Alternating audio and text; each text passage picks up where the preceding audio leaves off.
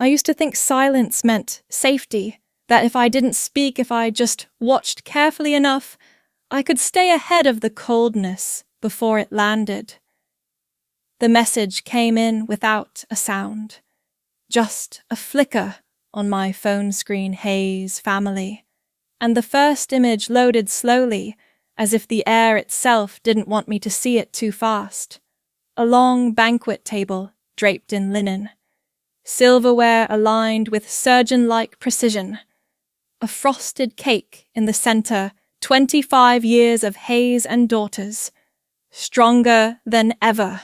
My father stood with one hand raised in toast, Lauren's sleeves rolled up, held the cake knife with the confidence of someone who has never had to ask for her place. My mother's face tilted toward the light, cheeks lifted into a smile I hadn't seen in years.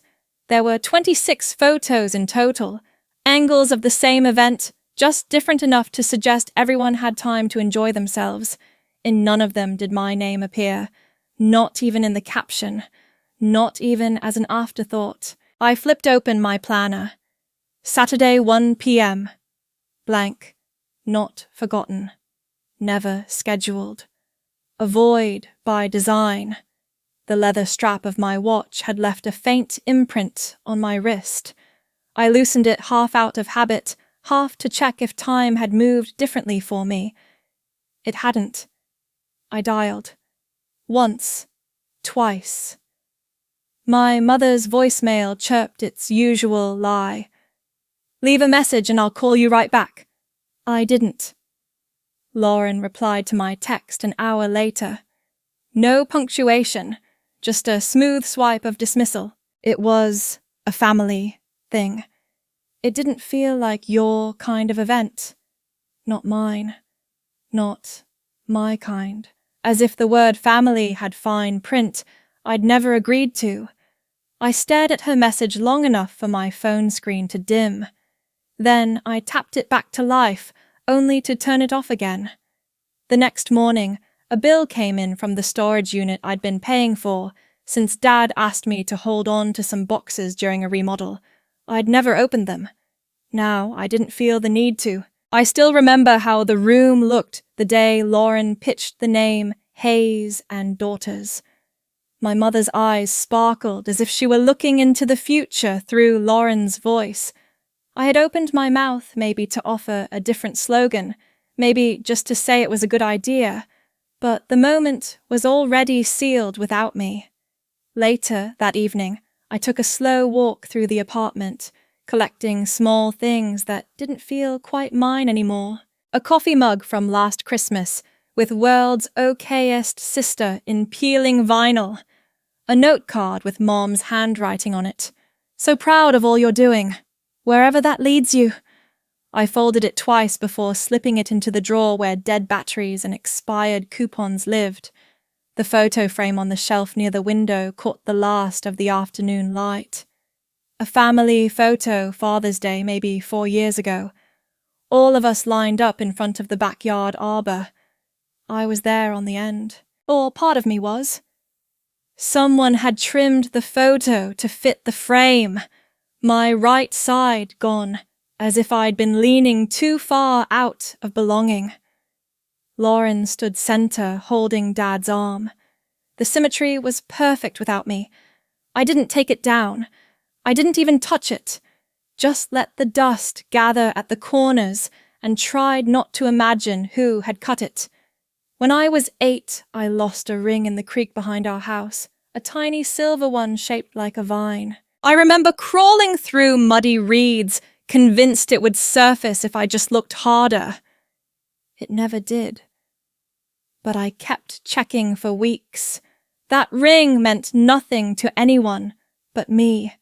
That photo felt the same way now, something lost, but I'd be foolish to crawl for it. The doorbell rang once that night. Delivery I hadn't ordered, name spelled wrong on the receipt. I didn't bother correcting it. At some point, the voice of my mother played in my head, quiet, and even from a different winter. Vivian, sometimes you make everything about you without realizing it. I remember nodding then.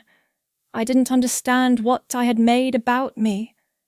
Only that I'd done it wrong. Now, standing in my living room in the echo of that silence, I finally understood. I hadn't been forgotten. I had been excluded with care. I never raised my voice. That's something I thought was enough. Every Sunday during college I called home. I kept the tone light.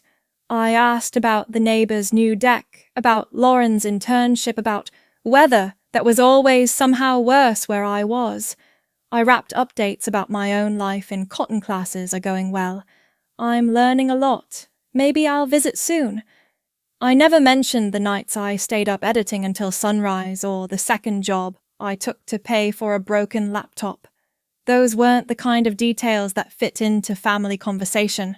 For Lauren's birthday, I mailed a box of things I couldn't afford, stickers from her favourite band, a silver bracelet, etched with a quote she used to write on her notebooks. She didn't say anything about it. At the next family dinner, she wore a different bracelet and thanked our cousin Julia for a keychain she picked up at the airport. Nobody forgot to thank me. It was just that I didn't register as someone who needed thanking. At 27, I brought a crock pot of rosemary stew to Thanksgiving. It had taken hours to make. I left it on the counter still warm. My mother glanced at it once, then slid it aside to place Lauren's lasagna front and center. Very modern, she noted, tapping the glass pan. People like options, but not too many. The stew remained untouched, lid fogged from its own breath. I brought it home later that night, still full. I ate it for 3 days in silence, as if proving it had been real. When I pitched the idea for a local design studio, just me and a friend from grad school, my father tilted his head, reading the proposal like a poorly translated menu. "You should be thinking long-term," he said, tapping the folder once. "You're almost 30, Vivian. This isn't the time to be experimenting." I nodded. I nodded because that's what I'd learned to do. I tucked the folder back into my bag and let it rest there for weeks, growing heavier without gaining weight. At family gatherings, I never interrupted. I laughed at jokes I didn't understand. I brought wine when no one asked for it and wore neutral tones so the photos wouldn't need editing. I learned to step out of frame at the right moments. Once at Easter brunch, my aunt clinked her glass for silence and raised a toast to the golden daughter. Everyone turned to Lauren, who smiled without modesty. I looked down at the edge of my napkin where I had been folding and refolding the corner until the threads began to fray. Later in the kitchen, I offered to wash dishes. My mother handed me a towel and whispered, "It's easier when you don't make things about yourself." I dried every plate without asking what she meant. At 29, I stopped celebrating my own birthday. The last time I tried, I made reservations for 6 at a small cafe. Only one person came, a friend from college who had to leave after her tea. My family group chat had stayed silent that day. I had checked for a system glitch before realizing there was none. That night, I blew out a single candle stuck into a store-bought cupcake. I didn't make a wish. I already knew which ones weren't granted.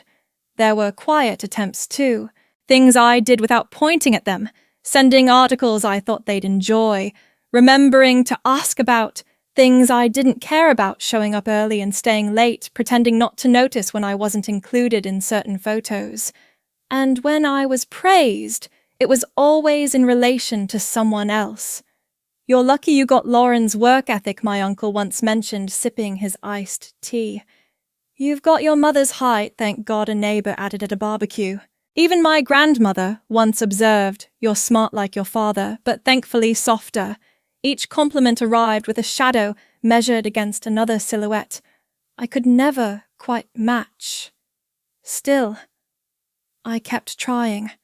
I told myself love was a language you learned over time. I thought if I just spoke it clearly enough, someone would answer. But even languages have dialects, and sometimes even the right words don't land. There's a drawer in my apartment filled with cards I never sent Father's Day, Mother's Day congratulations. I bought them each year, wrote a line or two, then hesitated. Not because I didn't care, but because I didn't know how to send something into a space where replies don't return. People don't always push you out with force. Sometimes they just don't move over when you try to sit down. And after a while, standing starts to feel like your place. Maybe the hardest part was realizing I wasn't being punished. No one yelled. No one stormed out. I was simply met with soft smiles, with phrases like, "Don't take it the wrong way," and "That's just how things are." I was erased politely, piece by careful piece. And I let them, because I thought if I made myself smaller, I'd finally fit. But I only became easier to ignore. Some erasures don't happen all at once. They build over years in ordinary settings, between harmless remarks and carefully skipped gestures. I mailed out the invitations myself. Heavy cardstock navy trim, my name printed in serif font at the top, Vivian E. Hayes class of 2011. I sent 3 copies, one to my parents, one to Lauren, one to my grandmother. I included hand-signed notes in each. "I'll be speaking at the ceremony. Would love to see you there." I triple-checked the address labels. I gave them 2 months' notice. The morning of my graduation, I arrived early. I saved 4 seats with programs laid across them, weighed down with bottled water and my scarf. I watched the bleachers fill, scanning each new arrival for someone familiar. The heat turned sharp around 10 a.m., but I stayed in place. When they called my name, I looked toward the crowd. The seats remained untouched. My speech lasted 4 minutes. No one I loved heard it. A year later, Lauren graduated. Same school, different outcome. They flew in the night before. My father wore a tie clip that matched the university seal. My mother brought a banner. "We, you, Lauren." I sat beside them in the 3rd row and took photos on her phone. She wore heels too high for the stage but didn't wobble once. "Lauren Hayes," the announcer said with pride that sounded rehearsed. That afternoon, they took her to lunch. I went home on the 2:15 train. I hosted my 30th birthday in my rented duplex. There were peonies on the counter, paper lanterns strung across the ceiling, and a carrot cake I made the night before. I invited 6 people. 2 replied. 1 came. She brought a book wrapped in brown paper and left before dessert. I wrapped slices in wax paper and kept them in the freezer for months. The note from my mother came at 4:52 p.m. "We're visiting the vineyard this weekend. Enjoy your night." I used to keep a box of cards by my desk, Mother's Day, Father's Day, birthdays. I bought them in advance, always chose the ones without glitter. I liked writing small notes in blue ink. "Thinking of you today. Hope this year brings good things." Most went unsent. Not out of anger. I simply couldn't remember the last time one was answered. When I was hired to lead the branding campaign for the state fair, I sent the link to our first TV spot to the family group thread.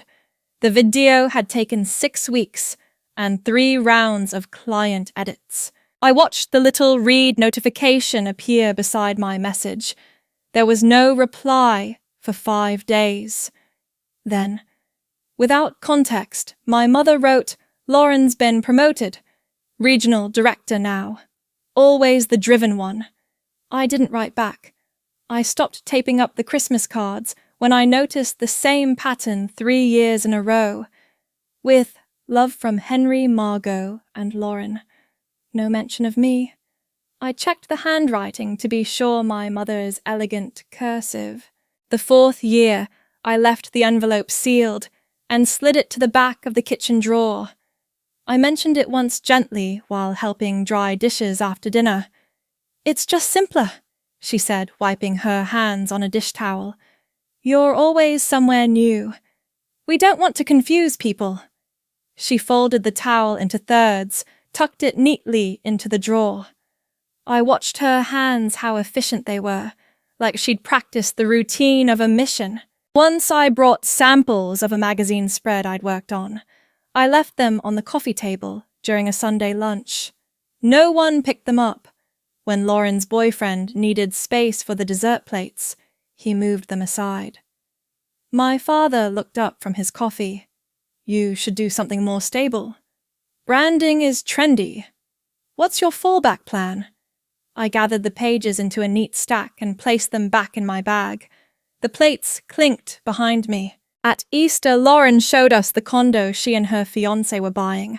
My mother leaned in toward the photo on her phone and whispered, "She's making real progress." I was across the room, close enough to hear it, not close enough to respond. There are sweaters I've never worn because they were bought for events that quietly disappeared. Green for Christmas cream for the engagement party that became family only. They hang side by side in my closet sleeves, limp, still holding faint traces of perfume and plans. Lauren once told me during a quick coffee before her flight, "You always make things feel heavier than they are. It's not all about you, Viv. People are busy." She didn't look up from her cup. That night, I opened a drawer filled with saved receipts, things I'd sent over the years, flower deliveries, book orders, catered trays. Each receipt with my name on it. None with a return note. Just proof that I had once at least tried to show up. Erasure isn't always violent. Sometimes it's neat. Clean handwriting. Short messages. A missing name on a folded card. Sometimes the silence is wrapped in linen and served with polite wine. And somehow, even when you know the table is full, you keep checking for an extra chair. Some truths don't arrive with volume. They arrive in print. The bank branch smelled like laminate and carpet cleaner. I remember that more than the conversation. I'd come with a folder under my arm and a faint impression that something needed checking, not challenging. It was supposed to be routine confirming the status of a savings account my grandfather had opened for Lauren and me when we were children. I hadn't touched it in years.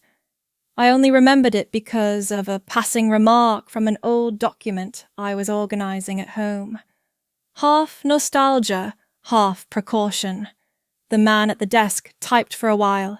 His screen flickered faintly in his glasses.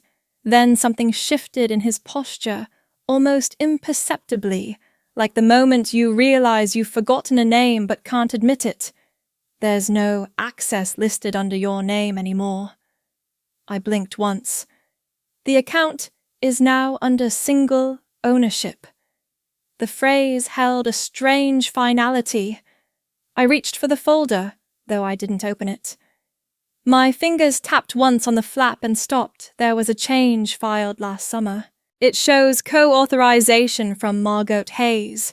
A laminated placard on the desk read, "Member focused. Family first." I looked at it longer than I should have. He offered to print a summary. I nodded. I signed nothing. Back home, I pulled out the box of family documents I'd kept in the hall closet. The tape on the lid had peeled from humidity. Inside newspaper clippings, utility bills, faded certificates. I found the scan of my grandfather's will, grey around the edges, the ink blurred like it had been photocopied too many times. It still showed two names, Lauren Hayes and Vivian Hayes, listed side by side in the same font, with no asterisks. I remembered folding that page carefully, once tucking it into a sheet protector, like it might someday be worth more than paper. That plastic sleeve was torn now, split along the spine. I called my mother's number. She picked up after the second ring. "It's been restructured. Lauren needed the down payment for the condo." I didn't speak. "Kondo kothaksu kinkwanda. It's not like you're buying anything."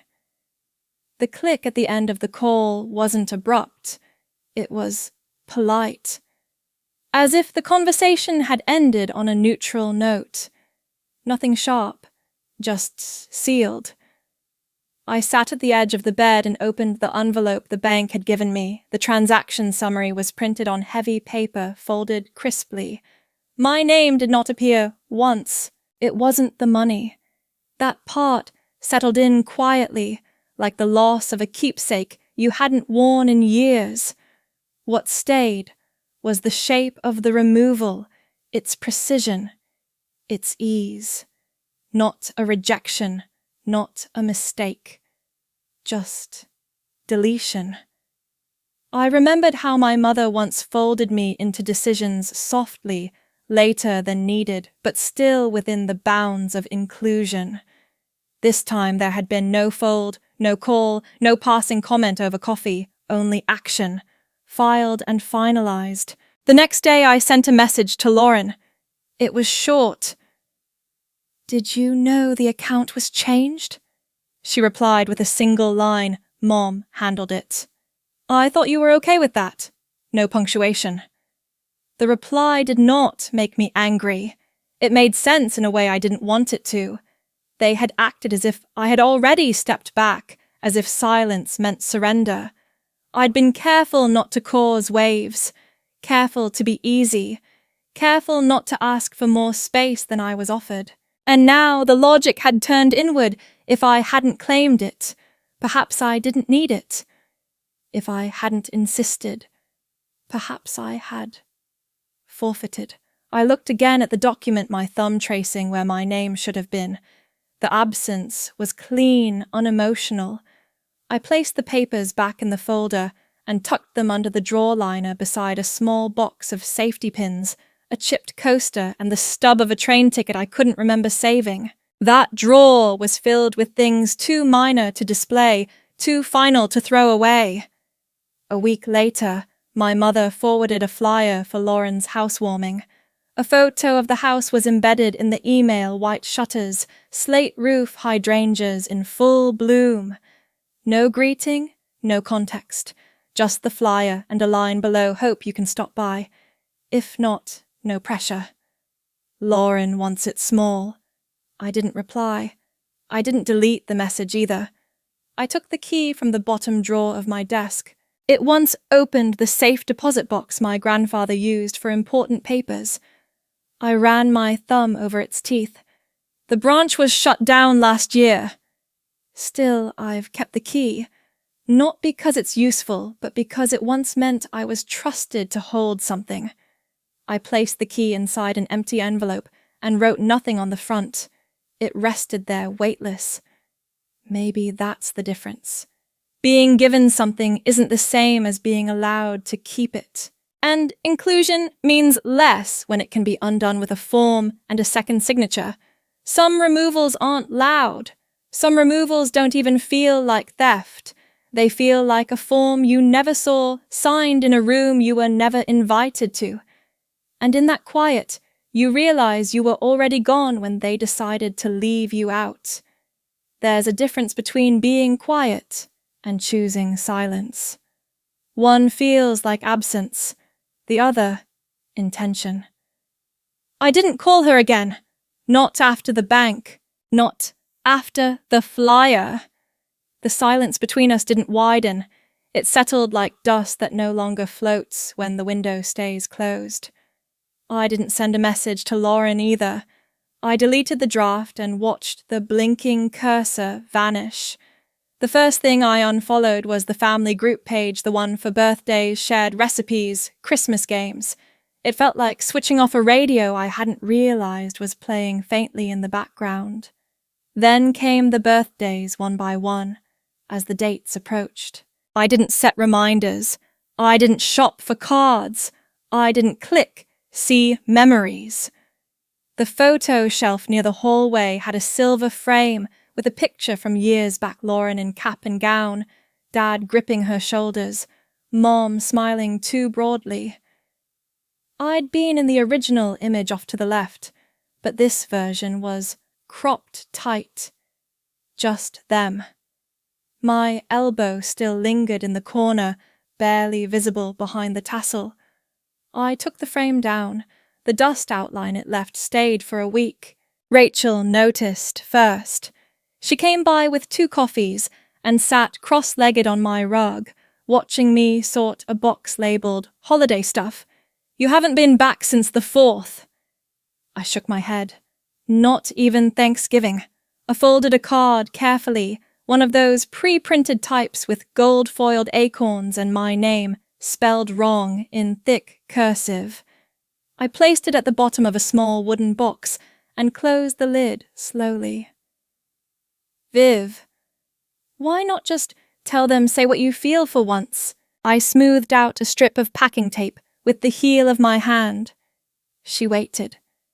I reached for another envelope. I already did. Just not with words. I showed up. I remembered. I adapted. That was me saying everything. They heard. They just didn't want to understand. She didn't reply after that. She stayed until the coffee cooled, then left the second cup behind. I cancelled the auto shipment of flowers Mom used to expect every Mother's Day. Not because she'd ask for them, she never had to. I just didn't want a charge on my card, tied to a name I'd stopped speaking aloud. When Lauren's birthday came around, I didn't post. I didn't text. I didn't explain. There was no outburst, no declaration, no burning of bridges, only the quiet walk off the dock. I pulled a coat from the closet one morning and a card fell from the pocket. A thank you note from Mom, written in sharp pen strokes from the year I helped organize Dad's retirement party. "Your sister really led the way on this, didn't she? Still good of you to help behind the scenes." I folded it once then, again, until it fit inside my palm, like something to be let go of, in pieces. Thanksgiving passed. I heated a small dish for one stirred cranberry from a jar and let the phone sit face down the entire evening. It lit up once with a message from Dad's number. "Hope you're doing well. We're all at the house. No photo, no punctuation, no question mark." I turned the screen off. On my way to work one morning, I passed a local print shop and stopped without meaning to. In the window was a sign offering customized stationery, perfect for family traditions. I walked inside, ordered a small set of cards with my name in lowercase serif, and picked them up 3 days later. I haven't sent one, but I keep them in a drawer near the coffee filters. For the first time, I have something with my name on it that no one else claimed, changed, or corrected. I stopped sitting by the phone on Sundays. I stopped scanning old group texts for hints of re-entry. And slowly, the air around me stopped holding its breath. I didn't announce it to anyone, but I stopped being the daughter who tried. Not because it hurt, but because I saw clearly what that role required: constant folding, constant smallness, constant hope with no return address. No one called to ask why, and I didn't offer it. On a Tuesday, I walked to the cafe on 5th, and Marlowe the one with cracked tiles and good lighting. I took my coffee to the window and watched people pass, some talking, some rushing, some pausing with phones in their hands. I stirred the cream in slow circles, watching it cloud into the dark. I thought of all the versions of me that once hovered around their table, waiting to be noticed. Then I looked outside again. No one knew my name. No one owed me a seat. And for the first time in years, I didn't owe one either. Some silences are not empty. They're just unoccupied. The apartment smelled like primer and cardboard when I moved in. Second floor, no elevator paint flaking from the balcony rail. The faucet in the kitchen hissed when turned too fast. There was no microwave, no curtain rod, and the bathroom sink leaned slightly to the left. Still, the morning light came in without asking. I placed a thrifted rug by the bed, the kind with soft tufts and uneven stitching. I didn't match it to anything. For the first time, that didn't feel like a flaw. I chose the rug. I placed it where my feet would land each morning. The first night was sleepless but not restless, just quiet. Not the kind of quiet that waits to be broken, but the kind that lets you hear your own breath without apology. I lay still and listened to the hum of distant traffic, the pipes expanding in the walls, the air making room for me. There were no framed photos, no floral wreath on the door, just a set of keys I kept on the counter next to a chipped ceramic bowl, holding loose change and a paperclip. Work came slowly. A former colleague remembered I did branding, sent a message asking if I could help a friend's cafe redesign their menu. I said yes. The payment came in small bills handed over in a folded envelope, along with a note. "We trust your eye." I taped the note to the inside of the pantry door, not as proof, but as reminder, not every door needs permission to open. I bought a folding table from a yard sale and wiped it clean with the vinegar and newspaper. I didn't rush to make the space look like something. I let it become. When the curtain rod arrived, I couldn't drill it in properly. I sat on the floor measuring the brackets with a bent spoon and a roll of painter's tape. In the end, I used adhesive hooks and tucked the fabric through them. It held. That was enough. One morning I knocked over a glass while rinsing dishes. Water splashed up onto my sweatshirt, catching me off guard. The sleeves clung to my arms, cold and soaked. I laughed, not the kind of laugh you perform, not the kind you measure. It just happened. Quick, soft, and real. I wiped my hands on a dish towel and stood still. There had been no witnesses, no correction. Just sound, then silence again. Groceries became simple. A bag of apples, one loaf of bread, black tea, oatmeal. I used the same mug each day, chipped near the handle, pale blue with a faint crack under the glaze. I liked the imperfection. It gave me something to trace while the kettle boiled. "Are you sure you're okay with that location?" The commute, the size Rachel came by once, surveying the space with careful optimism. I handed her a plate with 2 slices of toast. "It's not forever," I said. "It's just mine." I didn't explain further. She nodded. I no longer flinched when the phone stayed silent.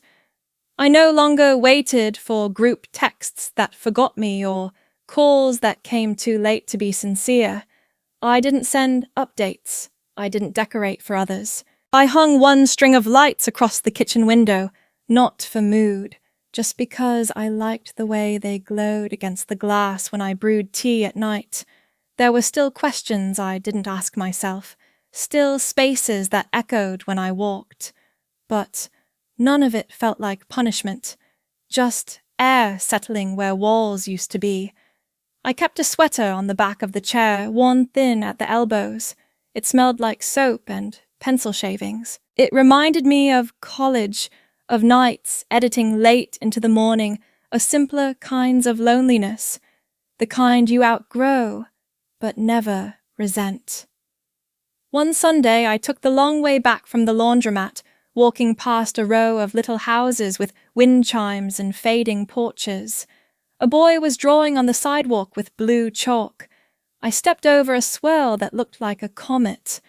He looked up and said nothing. Neither did I. When I reached my apartment, I set the basket down and noticed a slip of sunlight resting on the floor. I didn't move it with a curtain or block it with the door. I let it sit there warming the tile, as if to say, this too is enough.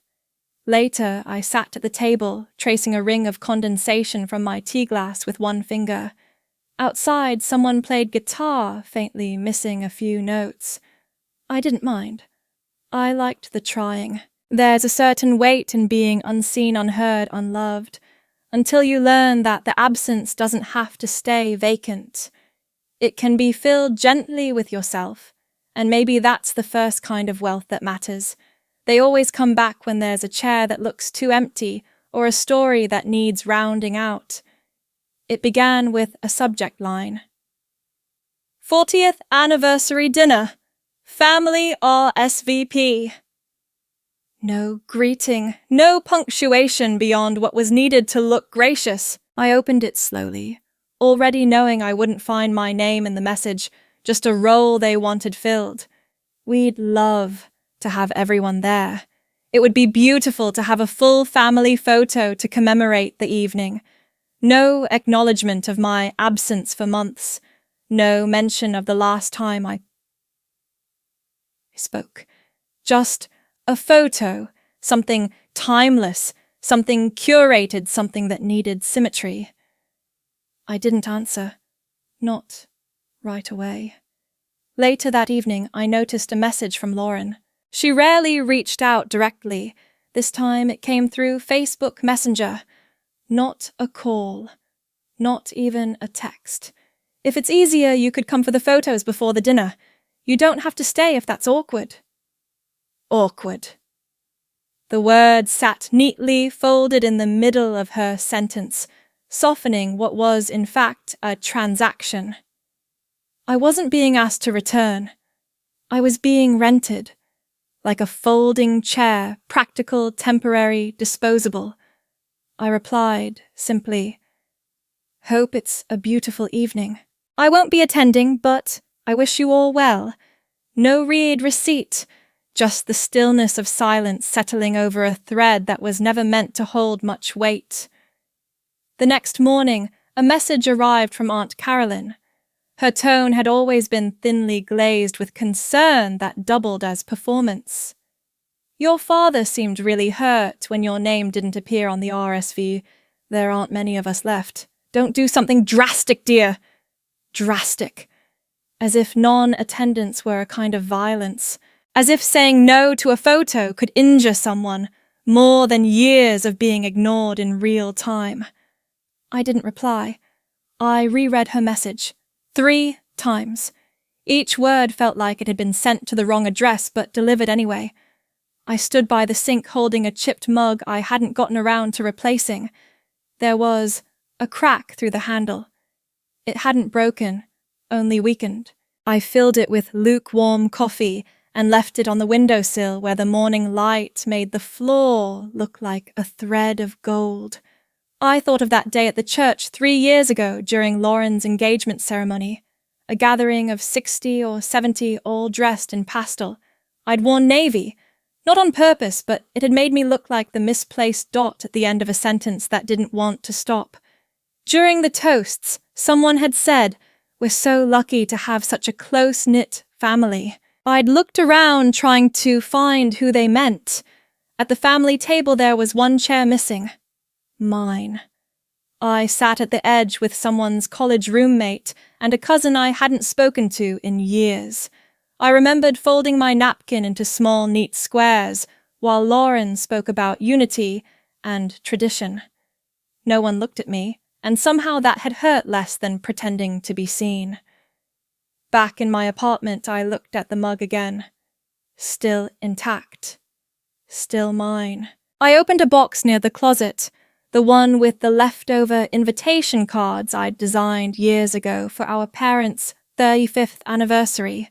Cream linen paper, embossed edge custom font. I had mailed over 100. Mom never mentioned them. At the event, she'd praised the caterer's menu font instead. "It's so clean, modern." Lauren suggested it. I remembered that sentence without trying. I closed the box and slid it under the bed. Then came a voicemail. From Uncle Jeff, this time. "Hey, kiddo. We know you've been distant. Just wanted you to know the door's still open." Still open. As if I'd walked out in a storm and forgotten to close it behind me. As if I were the one who left something unattended. I didn't call back. Instead, I listened again, not for his words, but for the silence between them. There was no question in his voice, only posture. Something rehearsed, something built to sound like warmth, but structured with cold. No one asked where I'd been. No one asked why I might say no. They only wanted to be seen asking to polish the frame to make sure no one outside the family could accuse them of closing the door. What they wanted was plausible inclusion, not presence, not reconciliation, just the illusion of wholeness. I made eggs, overcooked them, ate them standing at the counter fork, scraping the chipped plate I hadn't replaced yet. It was all mine, flawed, plain chosen. They weren't reaching for me. They were reaching for the version of me that smiled on cue, stood in the center, said nothing sharp, and held her hands just so for the picture. I'm not sure when I stopped fitting in, but I do know when I stopped folding myself to try. They needed a full cast, a full table, a full photo, not a full truth. So I left the invitation unread, pinned the cracked mug to the light, and let the voicemail play one last time. Then I deleted it without flinching. I used to wait for recognition the way some people wait for spring quietly with hands in pockets, trying not to seem too eager. Now I water the plant near my sink without needing it to bloom. The poster request came in a folded note slipped under my door. Not dramatic, not urgent, just a square envelope with my name in careful handwriting. Deb from the bookshop, 2 blocks over, had heard I did design work. She wanted something for their Women Who Write Us month. The brief was short, soft tones, strong names, space for their voices. I sat on the floor with a dull pencil and an empty pad, knees tucked up. No one checked over my shoulder. No one asked if it was practical or if I should be spending my time on things like this. The final version had yellowed pages layered behind each woman's name. No portraits, just text and texture. When Deb came by to pay, she handed me a cup of pear tea and said, "You made space without noise." That's hard. I didn't correct her. I just nodded and folded the receipt she signed, tucking it into a tin with the others. There's a pleasure in being paid that has nothing to do with numbers, only clarity. This for that. No guilt folded inside. Rachel stopped by during the event's open night. She hadn't changed, not really, but I had. She looked at me like I'd grown into my own jacket. "You're standing taller." I stopped apologizing for taking up room. She smiled, but didn't laugh. That kind of thing doesn't need echo. We didn't talk about what happened, not because it was off limits, but because it wasn't necessary. Rachel knew the outline, the timeline. She had seen me the night I dropped off the last of my parents' mail. I had only said, if it's important, they'll find me. I don't think they ever tried.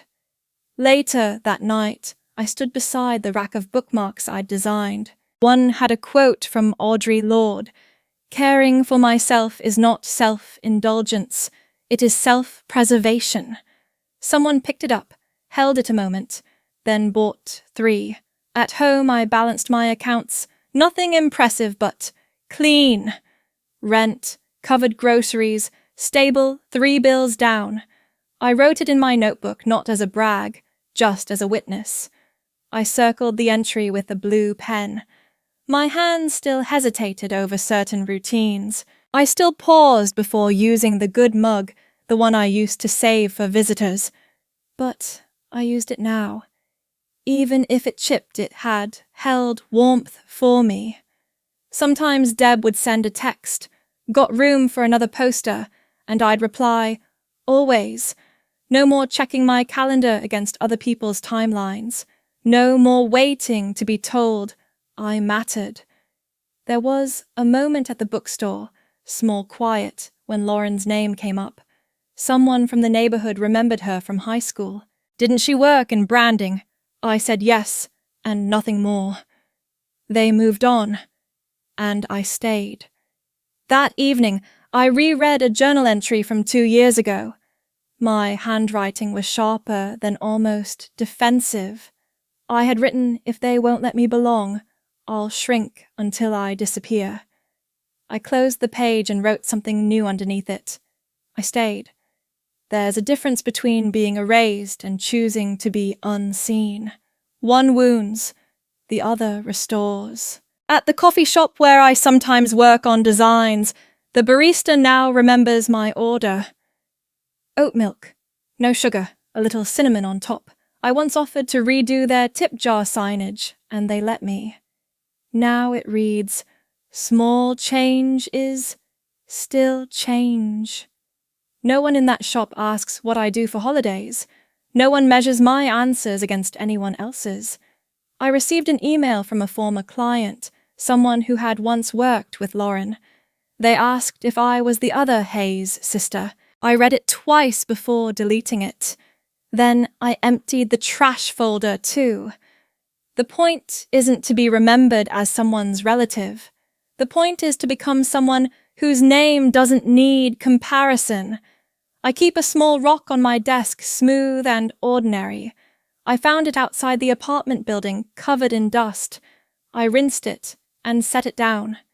It doesn't sparkle, but it stays. That's enough. Sometimes I still check the old family thread, the one I muted months ago. Nothing's changed. Photos, announcements, location tags. I don't feel drawn in anymore. Just aware, like watching a street you used to walk. I light a candle most evenings, not for ritual, just light. Something to break the heaviness that settles around silence. I write with it flickering nearby, and it reminds me still here. Rachel asked once, "Do you ever miss who you were?" I think I shook my head. Or maybe I said, that version waited too long at doors that never opened. I folded a flyer for the next bookshop event. This one is themed Home as We Define It. They asked if I wanted to speak. I haven't answered yet, but I've underlined the date. I sleep with the window cracked now. The city hums differently than memory, and that's okay. I never liked how envelopes seal. That thin line of glue, too easy to press shut, too final to undo without leaving torn edges. I sealed this one, slowly, thumbs tracing down each side like I was folding something more fragile than paper. Inside, I had placed a photocopy of my birth certificate and a single signed note. No preamble, no circling around what needed to be said, just 3 lines in black ink on the kind of cream stationery people usually reserve for weddings. I hope you all live fully. I no longer belong there, but I carry no grudge. Please don't respond. Not out of hate, but because this is closure.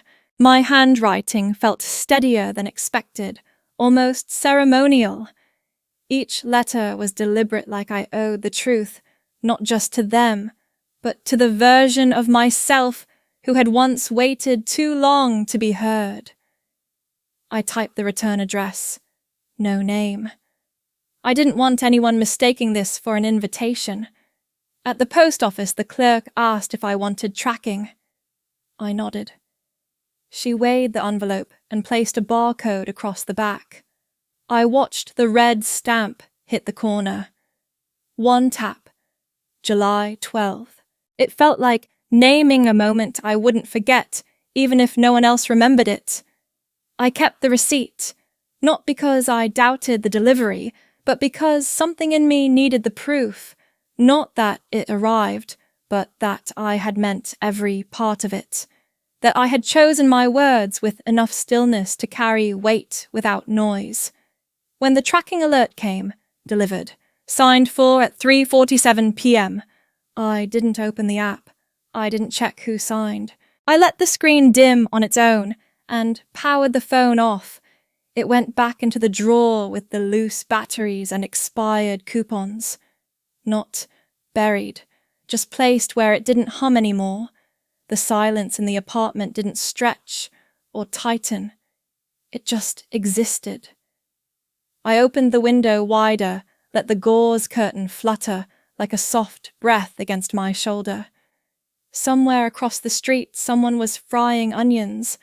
The smell didn't reach me. Only the memory of that sound oil cracking in a pan came back layered with echoes from a kitchen that wasn't mine anymore. At dusk, the cat returned. I heard its claws before I saw its shape. It paused on the sill fur dusted in concrete grey and stared at me like it had somewhere else to be but hadn't left yet. It didn't beg. It didn't ask. It just stayed facing outward. I sat across from it, hands around a warm mug of water. No tea bag. Just heat. The cat turned once, then settled into itself like a question, no longer waiting for an answer. On the table sat the small wooden box I'd taken from the top shelf weeks ago. The lid still creaked, but the carved flower held its shape. Inside were the cards, those once deemed worth keeping. Holiday greetings. Congratulations written in 3-word bursts. A few "we miss yous" scribbled in corner margins. I laid them out carefully as though arranging evidence I no longer needed. The oldest one had edges softened by time, the ink faded into a hue that once might have been hopeful. I didn't linger. I read each only once. One card stood out. A pine tree brushed in glitter, the words embossed in looping silver. May your holidays be filled with family. No signature. Just a printed, "With love from Henry, Margot, and Lauren." My name never included, not even in the fine print. I folded that card first. The rest followed, stacked in small piles beside the ceramic dish I used for loose tea. I lit the first corner with a match. The paper curled slowly like it was trying to change its mind, but it didn't. The smell reminded me of burned sugar, old fabric, and faint lotion, familiar but unreachable. I didn't rush. Each card, each flicker was quiet, not ceremonial, just necessary. A small awful to mark what had once been kept out of hope. The final card had a gold ribbon taped to its edge. I peeled it off with 2 fingers and pressed it onto the back of my sketch pad. Not for sentiment, just to remind myself some things can be removed without destroying what holds them. The ashes stayed in the bowl. I didn't scatter them. I didn't blow them away. I left them on the counter like cooled metal, like something finished without applause. The cat blinked once. It didn't move. Neither did I. Later, I wrote in my notebook I didn't ask for a witness. I didn't need one. I closed the book and placed it in the drawer next to the phone. The drawer clicked shut with the same sound as the envelope seal, soft, almost polite. The streetlight buzzed outside, then steadied. I didn't wait for anything to come next. I stopped trying to anticipate whose memory I still lived in. There was a time when every unopened message felt like a judgment. Now the silence doesn't echo anymore. It just exists. That morning, no blinking screen waited, no gentle buzz announcing relevance. The light through the window had stretched just far enough to touch the corner of the rug. The kettle whistled once, then quieted, and I poured the water without measuring the steep. Some days I leave the tea too long. I don't mind the bitterness anymore. I sorted the bills without haste. Rent done. The water bill was a little higher, maybe because I'd started letting the shower run longer than necessary. I didn't check the thermostat to blame the heater. I simply paid it. The small choices of comfort no longer required justification. An email from Deb Milligan blinked softly in the inbox. Thinking of updating our storefront logo. "Are you available next Thursday?" I typed. "Thursday works.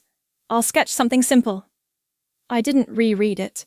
There was nothing to polish. She trusted I'd show up and deliver. That felt enough. On the bookshelf I found an old mug with a chip along the rim. It never held tea anymore, but I couldn't let it go. Some objects stay because they witnessed your beginning. That felt like reason enough to let them occupy space. The painting I made when I was 18 still hung above my desk. I hadn't moved it since the day I taped it there. Violet lines crashing into tangled green. My mother had once stood behind me and said, "It's messy, Vivian. No one wants confusion on a wall, but here on my wall, confusion didn't need permission. It existed without apology." On the windowsill, a cactus I bought months ago bloomed another quiet flower, white with soft edges. I hadn't touched it since planting. It lived because it didn't ask for much. That felt familiar. I opened my notebook and wrote, "The soup was better reheated than fresh." I didn't wince when I passed the mirror this morning. Today felt like the right size. There were no entries about people. Just notes of existence, evidence that I was still here, still intact. The couch sagged slightly on one side from where I always sat. I hadn't rotated the cushions. I liked that it remembered me. That kind of loyalty felt more honest than words. I dusted the top shelf, not because it needed it, but because I wanted to touch something old and still mine. My hand brushed over a photo frame that no longer held a photo. Just the cardboard backing now warped slightly with age. I had taken out the picture long ago. Not out of anger, but release. Lunch was a slice of bread with roasted tomatoes and cracked pepper. I didn't rush. I counted the chews not on purpose, but out of rhythm. I didn't reach for my phone while I ate. There was nothing urgent enough to interrupt stillness. The neighbor's child laughed below something about a bug. His father didn't correct him when he misnamed it. That small grace caught my ear. Letting someone be wrong without shame, it's rarer than we think. The blinds rattled slightly from the wind. I didn't fix them. Noise that didn't hurt could stay. I found an old letter tucked in the drawer, one I'd started writing years ago, but never sent. The ink had bled slightly where a water glass had once sat too close. I didn't read it. I folded it and placed it into the recycling bag. Closure doesn't need ceremony, just a choice. Later, I sat by the heater and opened the utility app. 3 bills, all paid from my account. My name. Alone. No cosigner, no guardian, no emergency contact, just me. A package arrived, new pens I had ordered.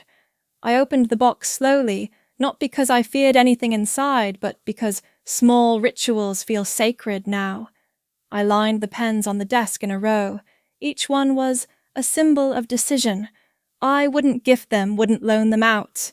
They were entirely for me. That evening, I prepared a simple dinner and ate it in silence. Not lonely silence, a different kind. The kind where the absence of voices doesn't mean something's missing. After I washed the dishes, I wiped the counter with a towel my aunt had given me years ago. Her voice had always been gentle, but filtered through my mother's.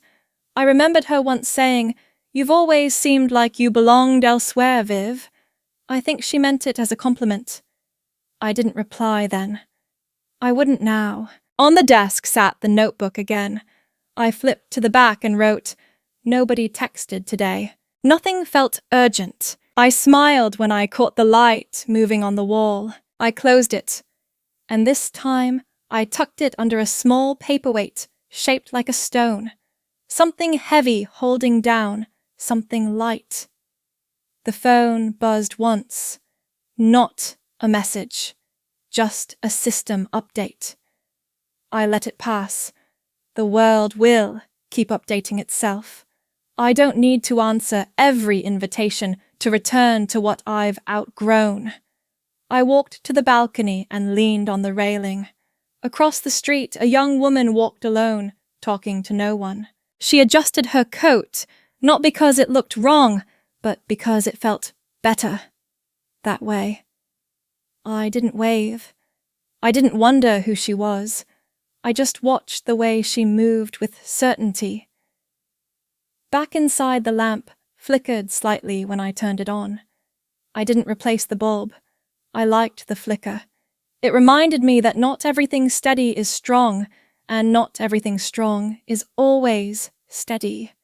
The ceramic bowl still sat on the corner table, the ashes from last week's burn inside.